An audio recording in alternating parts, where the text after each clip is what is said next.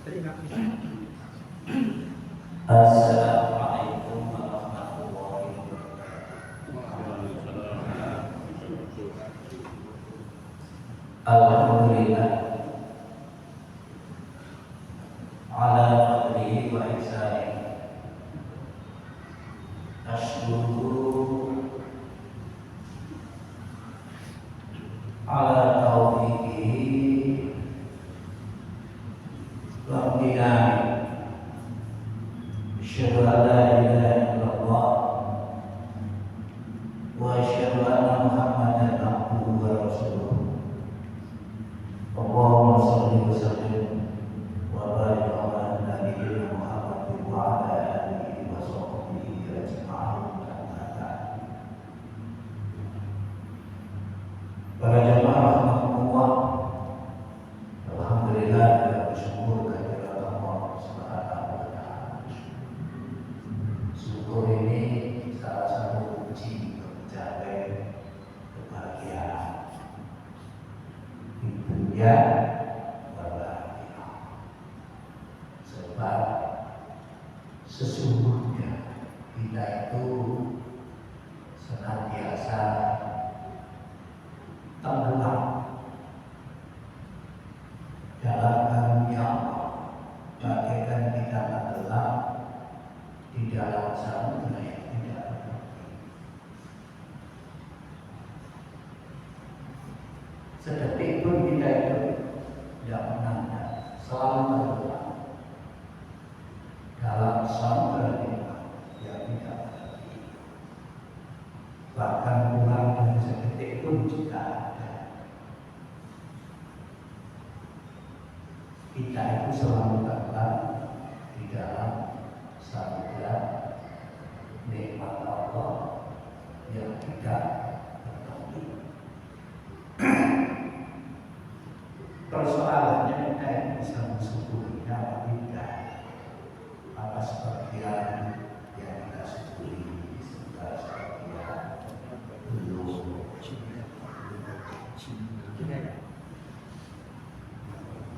Kalau bisa senantiasa mensyukuri, jadi satu kebahagiaan kita di dunia wa akhirat. Maka Allah menegaskan la in syakartum la azidannakum wa la in kafartum inna adzabi lasyadid. Itu penting kalau syukur atau keberuntungan yang menjadikan kebahagiaan dengan ancaman siksa. Alhamdulillah dalam rangka mensyukuri karunia Allah yang iman, kita berusaha terus memelihara iman dengan cara kita senantiasa ngaji supaya iman kita ini disirami. Kalau pakai kata dipupuk, dipelihara. Kita lanjutkan hadis nomor 3, Pak. 12, 18. Masih tetap hadis pembalasan darah dan kosama. Arti sedang kosam itu sumpah yang diletakkan kepada penduduk karena di tempat tinggal para penduduk itu terdapat orang yang mati terbunuh, tapi tidak diketahui siapa yang keluarganya penduduk yang membunuh ya orang kampung itu. Maka orang kampung itu diminta untuk bersumpah. Kata menurut para ulama 50 kalau ada pokok di kampung itu diminta sumpahnya. Kalau mereka menyatakan bersumpah tidak membunuh ya sudah, tidak bisa dibunuh. Bahkan dari ruginya aparatnya dianya dibayar oleh pemerintah, oleh kemarin dibayar oleh semua. Kita lanjutkan hadis masih semangat dengan 12-17. Bismillahirrahmanirrahim. Ar-rajulun minal ansor. Dari seorang ansor. Anna Rasulullah, bahwasanya Rasulullah sallallahu alaihi wasallam akan berkosama, telah menetapkan kosama ala makanan alaihi jahiliyah, sebagaimana keadaan yang ada di zaman jahiliyah. Tidak semua yang ada pada zaman jahiliyah itu dihapus. Nikah itu ada yang dihapus, ada yang tidak, ada yang ditahan. Ilah itu sudah ada pada zaman jahiliyah. Berikutnya kemudian diambil, dia itu sudah ada pada waktu itu. Islam itu turun bukan dalam ruang yang hampa. Ada persoalan dalam masyarakat kita yang perlu diberi ketetapan. Buddha itu sudah ada. Bahkan sampai wahyu terbukti larangan yang tegas terhadap perbudakan itu belum ditetapkan. Spirit ada, spirit. Oleh karena itu ada aturan tentang Buddha yang bisa kita bahas di dalam hadis itu.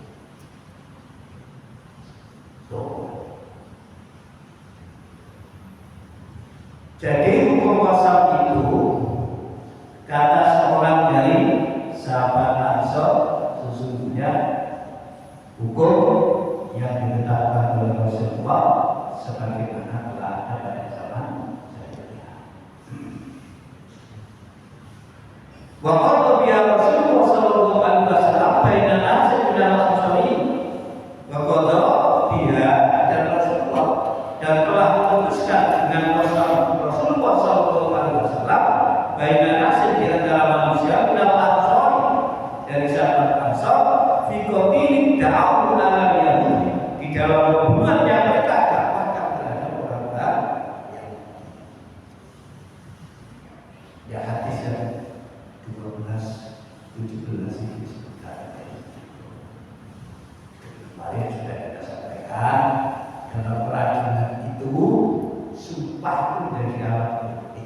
Sumpah itu ada yang disebut yamin, ada yang disebut qasam, ada yang disebut nukul, dan semua itu menjadi alat. Semua itu perangkatnya sumpah. Dan sumpahnya ada kafarotnya, bukan sumpah. Sumpah bohong, untuk menarik sumpah itu ada kafarotnya. Di dalam surat Al-Maidah ayat 89 itu kafaratnya yang pertama adalah memberi makan, memberi pakaian 10 orang miskin atau memerdekakan budak. Kalau tidak bisa mewujudkan itu, diperintah berpuasa selama 3 hari. Maka puasa 3 hari ini disebut dengan puasa kafarat, dan puasa kafarat itu hukumnya wajib. Puasa wajib itu bukan hanya Ramadan, tapi ada puasa kafarat, ada puasa nadar, ada nadar yang diniatkan dengan nadar yang berupa puasa. Itu nadarnya menjadi wajib, puasanya menjadi wajib, dan puasa kafarat. Inilah selesailah kita bahas bab pembahasan darah dan puasa. Berikutnya bab kita ahli bagi bab pemerangan orang-orang yang durhaka. Bab itu bisa disebut pemberontak, dan bab ini yang kemudian dikenal dengan bugot. Bugot itu mereka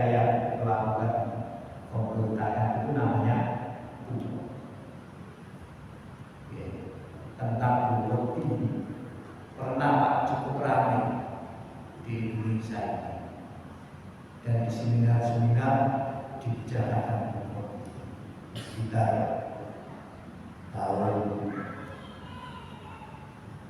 berapa itu ya, sekitar tahun ya 2001 sekitar menjelang Gus Dur mundur dari presiden.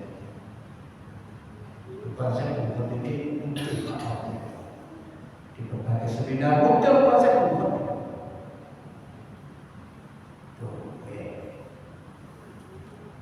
Apakah mereka-mereka yang dianggap dan berusaha dianggap dan berusaha melengsarkan Gus Dur itu bisa disebut bohong?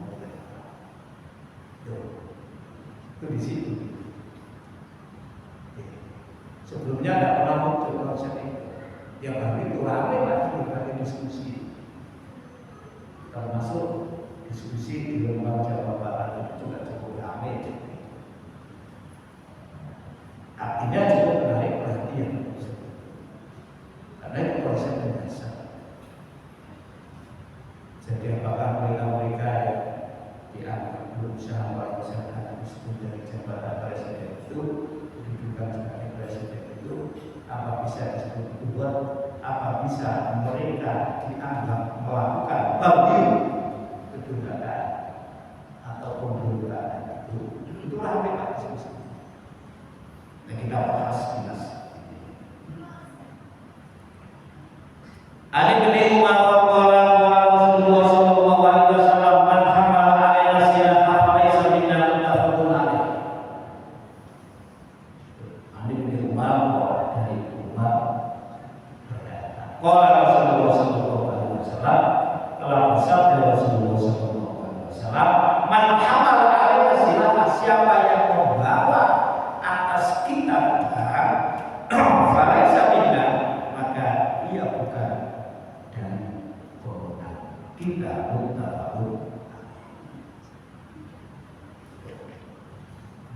Ada penjelasan keterangan.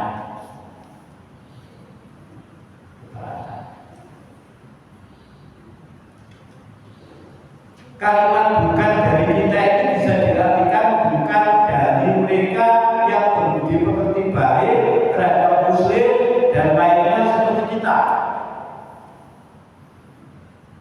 Man hamala alaina silaha, siapa yang membawa kepada kita pedang, siapa yang memerangi kita, siapa yang membunuh kita, siapa yang berontak kepada kita, katakan itu tidak termasuk golongan kita.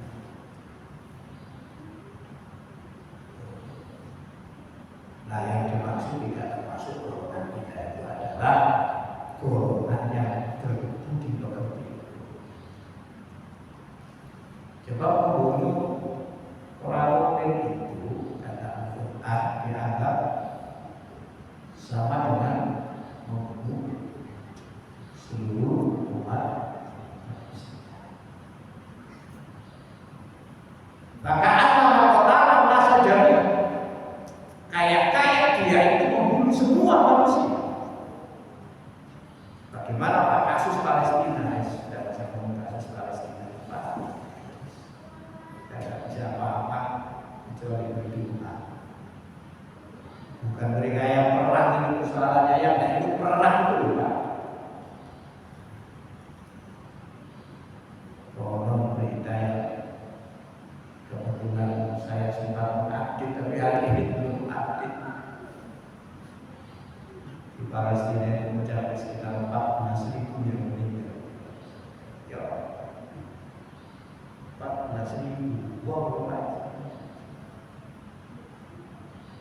itu penduduk satu kelurahan ada berapa? Ada Pak. Satu kelurahan itu ada 14.000 apa ini Pak? Wonten Pak? Betul-betul Pak? Ya ada, berarti kan 2 kelurahan.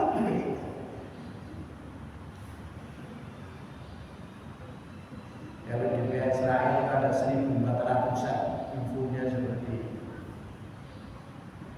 Nah, apalagi di rumah sakit tempatnya mau baru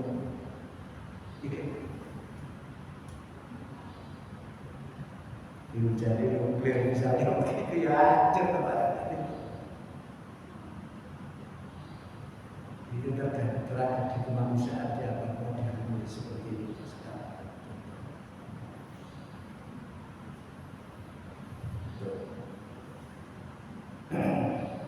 Nyawa manusia itu kayak barang yang tidak berharga saja. Di dalam agama dia kayak seperti itu. Bukan dari mereka yang menjalankan sunnah kita pakai sabina itu dianggap mereka yang tidak berpegang teguh pada sunnah. Kata Ibrahim bin Allah, banyak orang yang mengaku cinta Nabi tapi tidak menegakkan sunnah Nabi, belum mengamalkan sunnah Nabi, belum menghidupkan sunnah Nabi, bahkan ditinggalkan.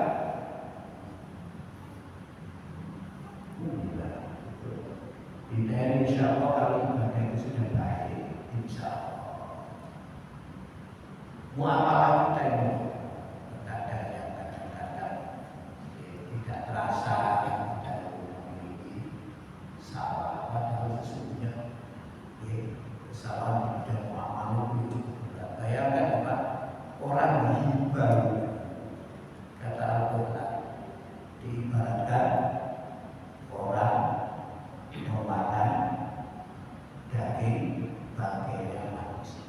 Coba saja. Lihat itu 2003 ada kejadian Sumanto di Jombang. Bermula dari ada orang yang baru meninggal, mayatnya hilang. Setelah dicari ternyata dicuri seseorang dan dimakamkan di dekat rumahnya. Setelah dibongkar ternyata sebagian anggota tubuhnya di dalam tubuhnya itu ya habis, katanya di mana? Jawa Barat, seluruh Indonesia. Tapi riba dan disamakan dengan itu. Lihat cincin Pak, kejam. Lihat sih Pak, dagingnya bangkit. Tapi kita tidak terasa setiap kali makan dagingnya bangkit. Riba dan riba itu apakah sudah diterangkan di dalam hadis. Berarti orang yang riba itu kalau kita kaitkan dengan hadis ini yang tidak termasuk golongan Nabi, tidak termasuk yang menghidupkan sunnah. Termasuk tadi orang yang membawa senjata, tidak memerangi Nabi, tidak memerangi umat Islam, tidak membunuh umat Islam, itu juga tidak termasuk orang yang menghidupkan sunnah. Umat Islam itu bersaudara. Bersaudara.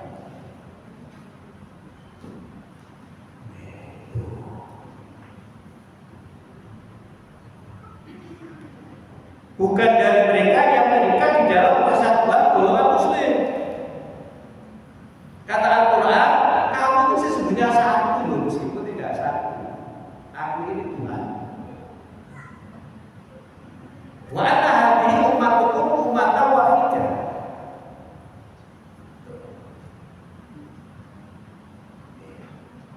Kamu itu sesungguhnya umat yang satu, meskipun kamu itu tidak satu. Wa ana rabbukum, dan aku ini Tuhanmu. Fa'budun, maka mengibadahilah kepada semua itu ibadah kepadamu. Semua hambanya Allah, semua tunduk patuh kepadamu. Oleh Allah tidak boleh membunuh sesama muslim, tidak boleh. Menganiaya muslim tidak boleh. Memberontak tidak boleh.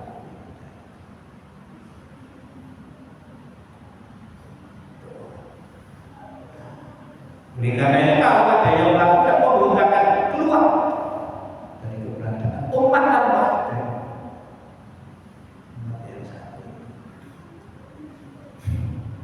Maka orang-orang model seperti itu masuk kategori buat apa tadi itu Pak? Masuk kategori apa? Bisa disebut durhaka.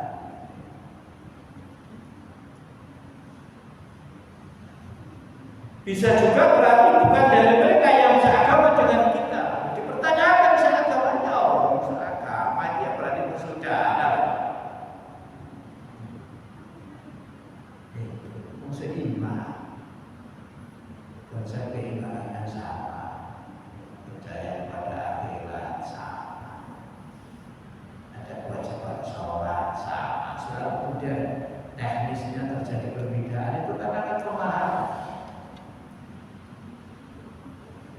Quran itu kan tidak bersuara suaranya. Quran itu berbunyi dalam bentuk bunyi tulisan, tidak ada suaranya. Quran berbunyi juga bentuknya dalam bentuk bunyi sesuai dengan bunyinya, bukan penjelasannya. Sementara kita ini mengamalkan Al-Quran itu berdasarkan pemahaman kita dari penjelasan yang ada. Ketika penjelasannya berbeda, bisa saja kita kemudian dalam mengamalkan itu berbeda. Ketika Quran sama, hadisnya juga sama. Tidak sama hadisnya, sama Qurannya. Lalu berbeda di dalam pemahamannya, sehingga juga terindikasi pada pengamalannya, lalu jadi saling berdekat menjadi tubuh.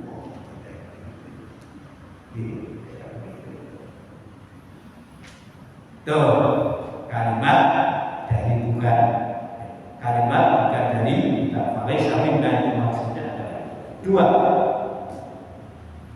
Barang siapa memerangi kaum muslimin lantaran benci kepada keislamannya, tentulah kafir hukumnya. Berat. Makanya kalau kita lihat dalam konteks sekarang ini, ya apa ya, hadis-hadis sudah jelas.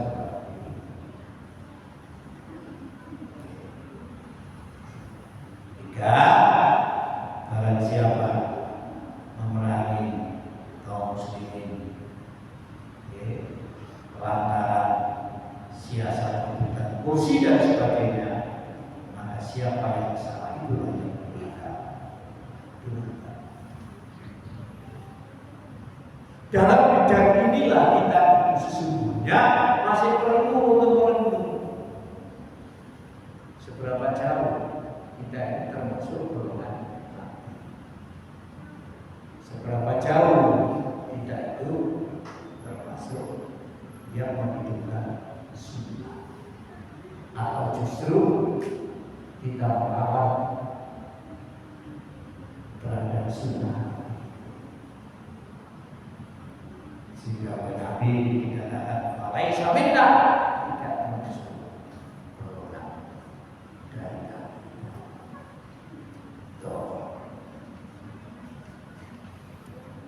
Berikutnya termasuk kategori dua adalah Abi Hurairah dari Nabi Sallallahu Alaihi Wasallam qala, dari Abu Hurairah dari Nabi Sallallahu Alaihi Wasallam bersabda Nabi Sallallahu Alaihi Wasallam, man kharaja anit ta'ati, barang siapa yang keluar dari taat, wa faraqal jamaah dan berpisah dengan jamaah, wa mata mujamati kami tuhumi takun jahiliyah, maka matinya itu sebagaimana mati pada waktu jahiliyah.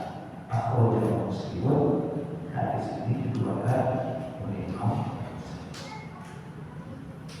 Hadis ini juga sering panjenengan dengar. Saudara kita dulu namanya dalam hadis Islam Jamaah itu menggunakan hadis ini. Mereka mengatakan man kharaja an ta'at, siapa yang keluar dari taat kepada amir mereka.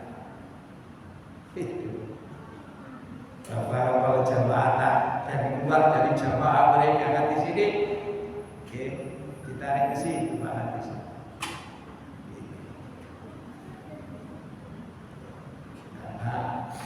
Mereka mengatakan bahwa Islam adalah jamaah. Yang tidak jamaah dia itu tidak Muslim. Artinya yang jamaah dia itu yang Muslim.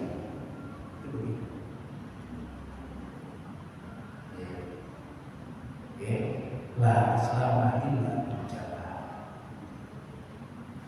Wala jamaah illa imam. Jamaah itu harus punya amir. Nah, itu. Dan mereka punya amir.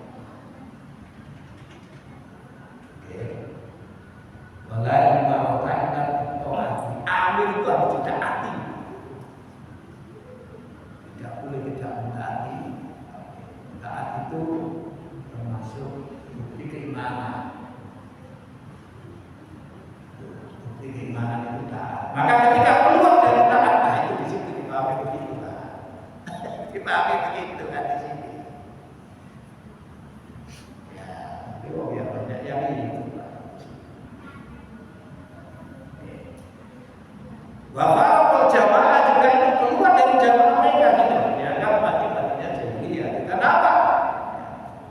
Ya karena tidak masuk kelompok mereka. Sesungguhnya tidak di situ kan di sini. Ya dalam konteks buat ini.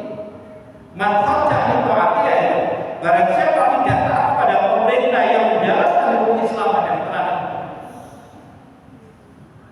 Kalau hukum Islam itu dijalankan dalam sebuah masyarakat, ada yang tidak taat dengan ketentuan itu, itu Quran bukan tidak.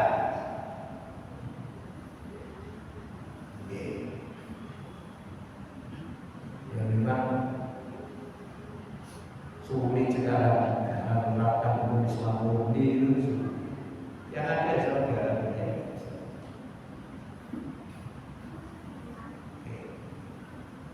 Indonesia ya di bidang tertentu khusus umat Islam, tapi di bidang pidana belum. Kemarin kan sudah kita bahas di Indonesia ini kan unik. Begitu bicara hukum pidana Islam dalam tataran hubungan agama negara itu tidak bisa diterima. Dalam relasi agama dan negara, lalu bicara di situ tentang hukum pidana Islam, sulit banget. Hukum tata negara Islam juga sulit itu diterima di Indonesia. Tapi kalau hukum perkawinan Islam Bisa. bahkan di bidang ekonomi ada ekonomi syariah. Itu fenomena di Indonesia. Maka saya pernah sampaikan disertasi saya telah tulis itu. Disertasi saya itu tulis itu. Ngapain syariah itu kalau terkait dengan pidana, misalnya perda syariah itu apa gitu? Perda syariah itu banyak orang nyinyir. Nyinyir tahu apa? Nah, pokoknya nanti partai saya menang, tak hapus semua itu. Di negara kita ini. Tapi kalau sudah bicara ekonomi syariah, justru yang punya bank syariah itu bukan orang Islam. Gitu Pak. Bukan orang Islam punya bank syariah.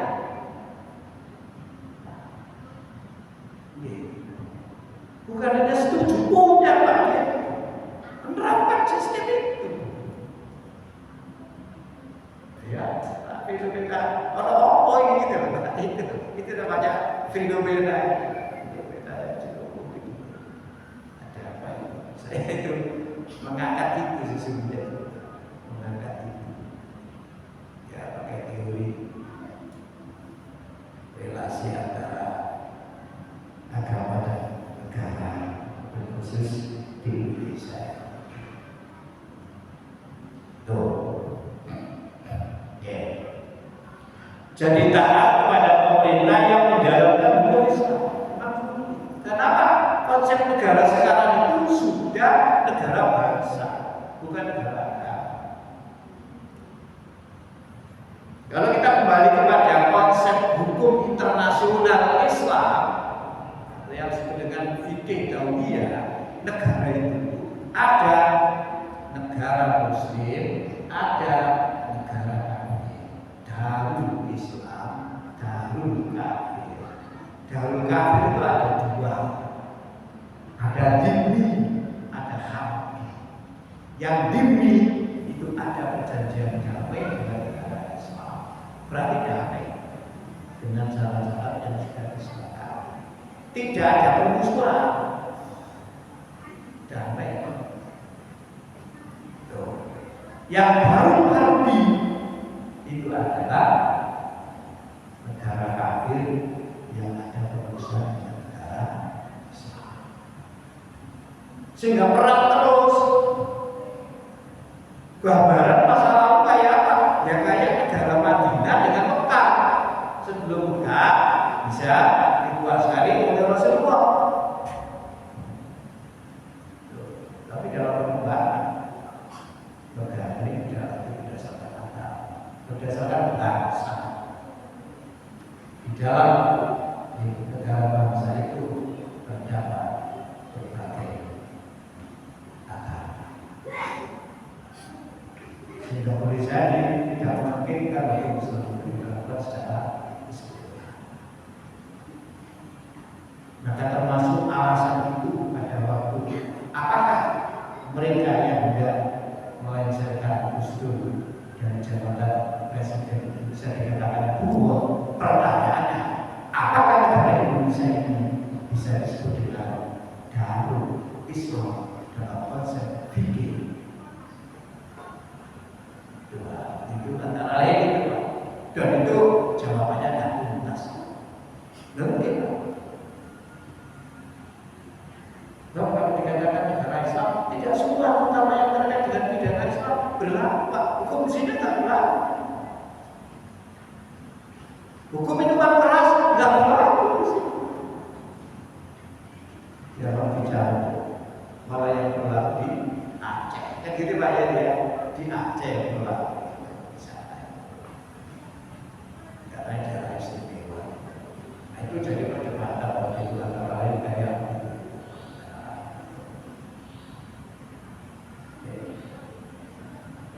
wafat kalau jamaah. Ini tadi saya teruskan. Dia berpisah dari golongan muslim kepada golongan yang bukan muslim. Muslim tapi mendukung non muslim. Muslim tetapi tidak berusaha mendukung hukum Islam itu diterapkan. Muslim tetapi tidak berusaha menegakkan hukum-hukum itu. Padahal memungkinkan. Sementara wilayahnya wilayah muslim, darulnya darul muslim. Wa mata kemudian mati, famita minatul jahiliyah, maka matinya dia bagaikan mati pada waktu masa jahiliyah. Berarti dia menikah. Sekarang ya hadis-hadis begini ini perlu diinterpretasi ulang. Tidak bisa diterapkan plok begitu saja. Ayat-ayat Al-Quran harus dipahami betul bagaimana ayat itu turun. Misalnya, bunuhlah orang kafir di mana saja kamu bertemu dengan mereka.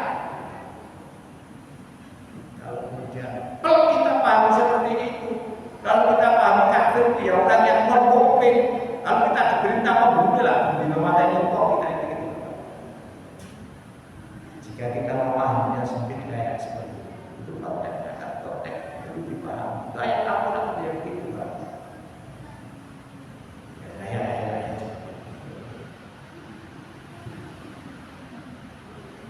Atau golongan yang tidak berdasarkan Islam lalu dia mati, maka kematiannya dianggap sebagai matinya kaum jahiliyah. Ya berarti belum masuk Islam.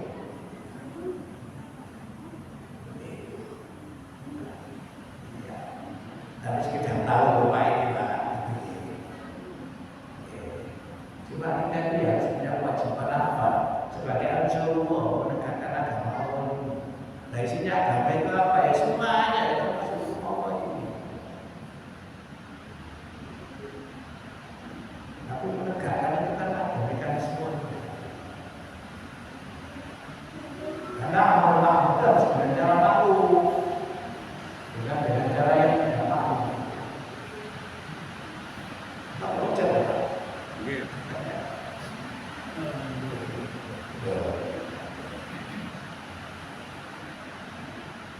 Dua, tidak berhak seorang mengaku Islam kalau ia tidak membela Islam, dengan hukum dibela, apalagi kalau ia menentang kepentingan Islam. Ini Islam itu tidak orang justru masuk dari Islam. Tidak mau berbeda. Malah yang dibilang ulama.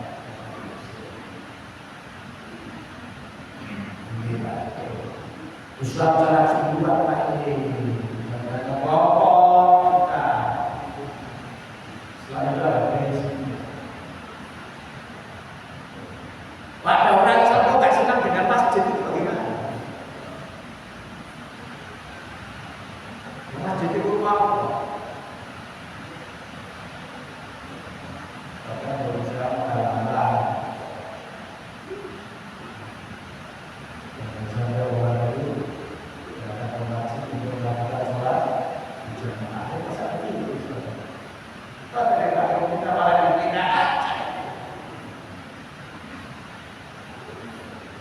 Soal kemudian di dalam itu ada perbedaan, lalu mengajak ke sana, ya kan? Jangan mengajak yang seperti ini, ajaklah ke sana, tapi kan tetap ke masjid kalau itu.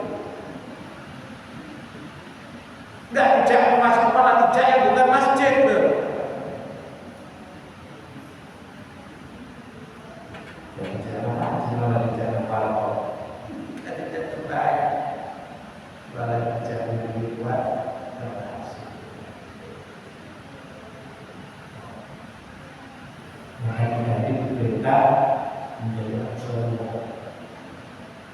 Kenapa kita tidak harus menjadi Rasulullah? Karena sekarang perang, ya, perang memerangi Islam itu tidak seperti dulu. Perangnya namanya perang simbol. Perangnya nggak kelihatan, Pak. Misalnya apa? Islam kopi. Orang didoktrin, dididik, diarahkan pikirannya bagaimana nggak suka terhadap agama Islam. Misalkan agama Islam kotor, agama Islam itu begini, orang Islam kayak harga dan macam sekarang. Ini namanya orang simbol. Islam kok itu kan berkembang di rumah berkembang.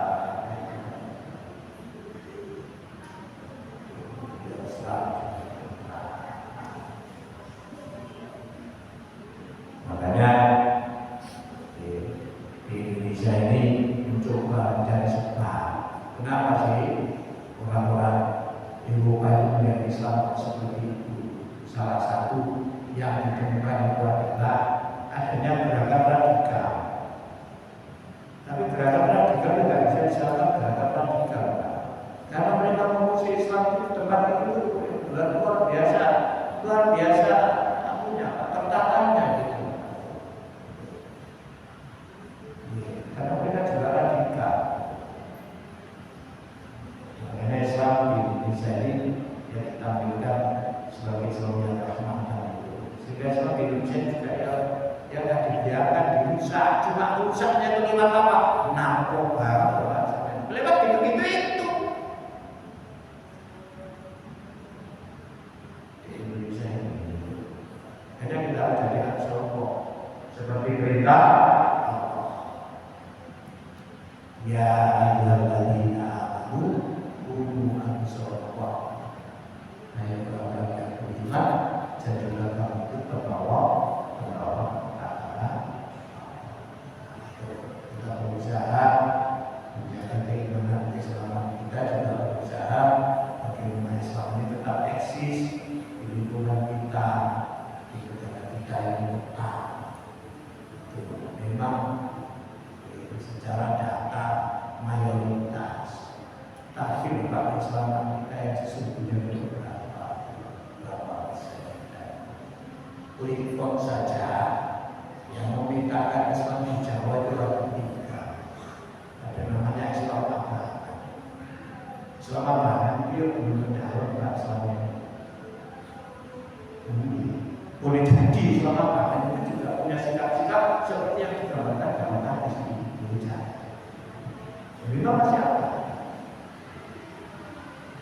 Lalu ada Islam Priyayi, dan ini banyak, apalagi di Jawa. Islam Priyayi itu Islam yang mengalami sinkretisme, Islam yang masih keyakinan dalam Islam, amalan dalam Islam yang masih dipengaruhi oleh mitos-mitos.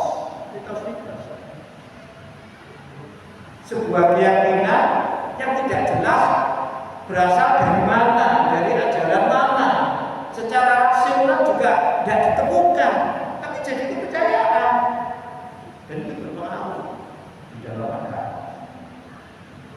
Biasanya mitos itu membentuk tahayul khayalan, tahayul itu membentuk khurafat. Nah, khurafat juga akan menjadikan orang itu yang mengalami sinkretisme itu nanti bisa terjebak dalam kemusyrikan. Nah, itu yang sering kita berikan kelompok muslim namanya Priyayi karena Freeport. Lalu kemudian yang ketiga orang santri, nah berapa jumlahnya kaum santri? Yang banyak itu apa?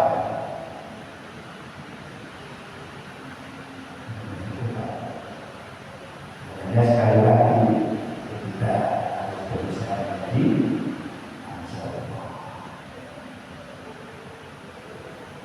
Berikutnya an Ummi Salamah dari Ummu Salamah berkata Rasulullah sallallahu alaihi wasallam bersabda takulu amal fitnah bagian takulu terbunuh amal alfina dalam sebuah fitnah al-bagiyah yang dilakukan oleh golongan amal itu dirapalkan. Amal itu anaknya Yasin. Amal itu Yasin. Yasin itu syuhada di muka pertama kali. Dalam masa Islam, Yasin itu dibakar, mati. Bersama istrinya. Istrinya Yasin itu namanya Sumayyah. Sumayyah itu mati ditolak kepala Muhammadnya dengan tombak sampai mendekati leher. Dan makam Sumayyah itu masih ada sampai sekarang. Ada di sebelah selatan yang Masjidil Haram Mekah. Dekatnya jalan. Nah, dikasih tapi tidak kelihatan, tidak mengesankan kayak maka itu makamnya sebenarnya. Nah, Ammar ini putranya Yasir. Ammar bin Yasir. Ammar ini yang punya gagasan disampaikan kepada Nabi untuk mendirikan Masjid Kuba. Tapi Ammar ini saya kira Pak diramal bahasanya gitu Pak. Inilah mukjizat Nabi gitu. Diramal amal itu nanti akan terbunuh ya. Karena situasi di dalam wilayah Muslim itu ada pemberontakan. Amal itu ternyata bentuk amal itu termasuk berpihak kepada Ali bin Abi Thalib saat terjadi perang sipil, terjadi pergolakan politik karena setelah Ali diangkat menjadi khalifah, Muawiyah itu tidak mau mengakui dan kemudian mengangkat dirinya menjadi khalifah sehingga ada dua khalifah. Di antara yang jadi korban ya, dalam situasi seperti ini adalah Ammar ditangkap, menurut info di dalam banyak riwayat dibunuh sendiri oleh Muawiyah. Tapi kata Muawiyah menurut riwayat dia dibunuh oleh orang yang menangkap. Tapi sebelumnya diprediksi oleh Nabi. Diramal berdasarkan perjalanan ya Bapak ini. Ya sama dengan Fatimah itu. Fatimah kan sudah diberikan oleh Nabi sebuah isyarat. Sesudah kami mati nanti tidak lama lagi kan ya Fatimah akan menyusul. Ammar itu, Ammar ini terbunuh saat terjadinya peristiwa itu. Nanti kita masuk satu sudah. Ini keterangannya belum sudah baca. Demikian kurang lebih yang bermanfaat.